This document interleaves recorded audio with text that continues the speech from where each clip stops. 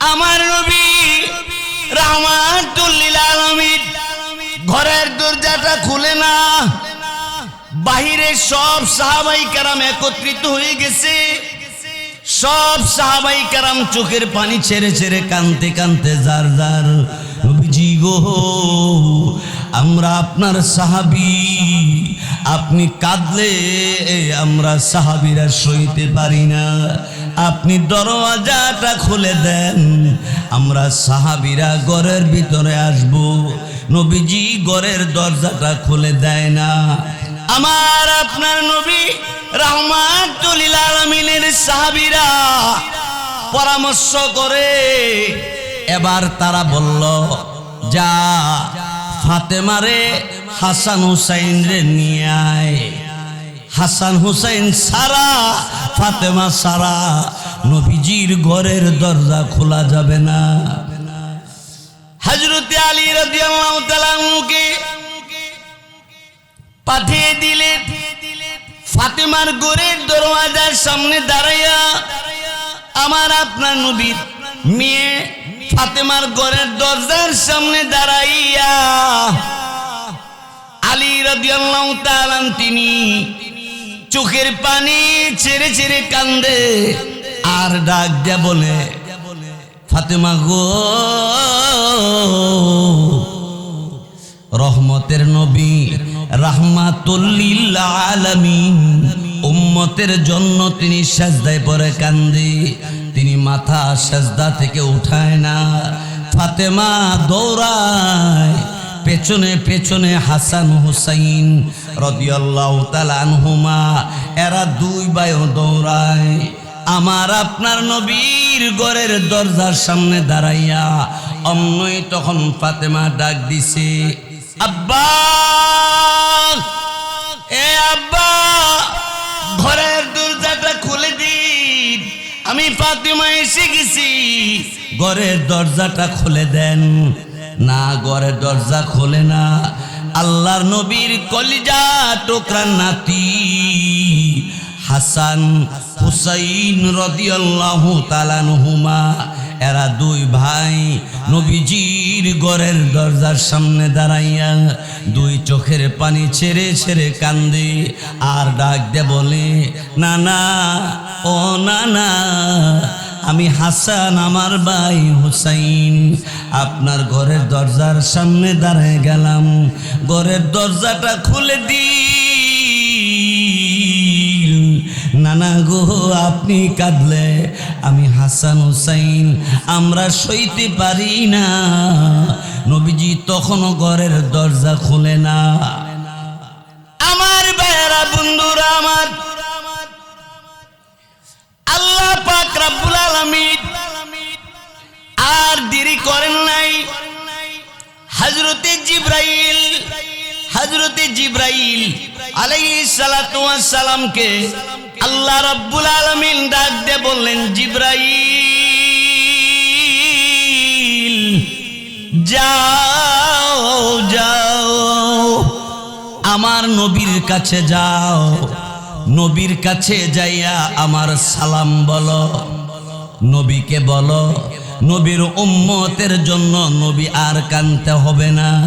আমি আল্লাহ রব্বুল আলামিন নবীর কান্না, সাহাবায়ে কেরামের কান্না আমি মঞ্জুর করে নিলাম।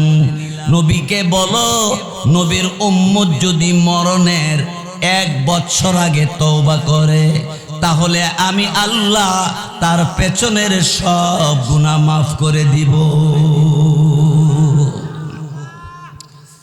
আমার নবীর উম্মত যদি মরণের 1 বছর আগে তওবা করে, তো পিছনের গুনাহ খাতা আমি আল্লাহ তাআলা মাফ করে দিব।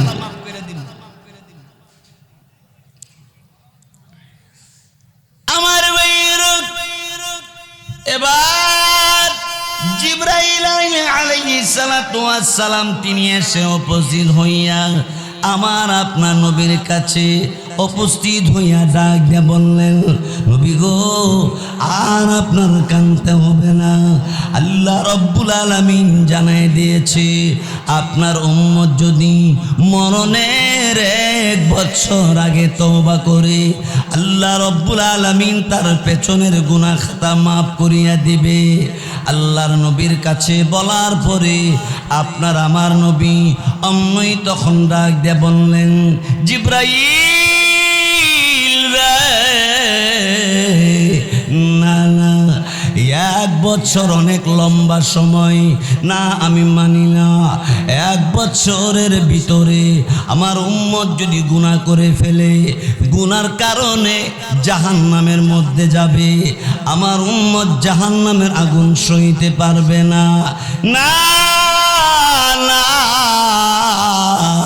জিবরাইল রে, আমি মানি না, মানি না।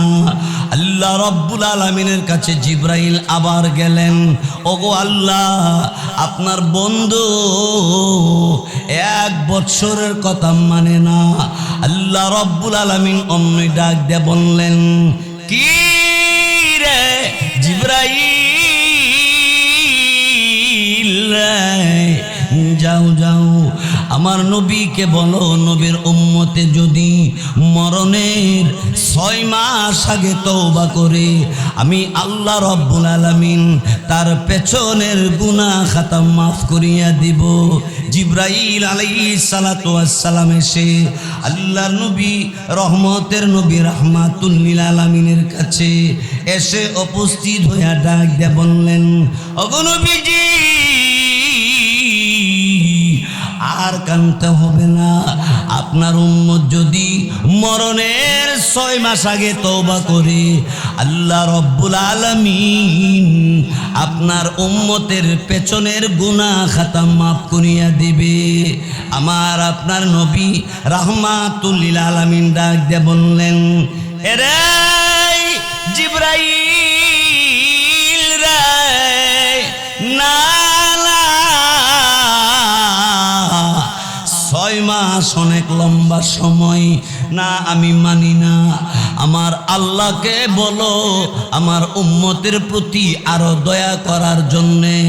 আল্লাহ রব্বুল আলামিনের কাছে জিবরাইল ফেরেশতা গেলেন, আল্লাহকে ডেকে বললেন, প্রভু প্রভু গো, আল্লাহ রব্বুল আলামিন আপনার নবী 6 মাস মানে না। আল্লাহ রব্বুল আলামিন অমনই তখন ডাক দিয়ে বললেন, রে জিবরাইল, যাও যাও, আমার নবীকে বলো, আমার নবীর গুনাহগার উম্মতে যদি মরণের 1 দিন আগে তওবা করে, আমি আল্লাহ পেছনের সব গুনাহ মাফ করে দিব।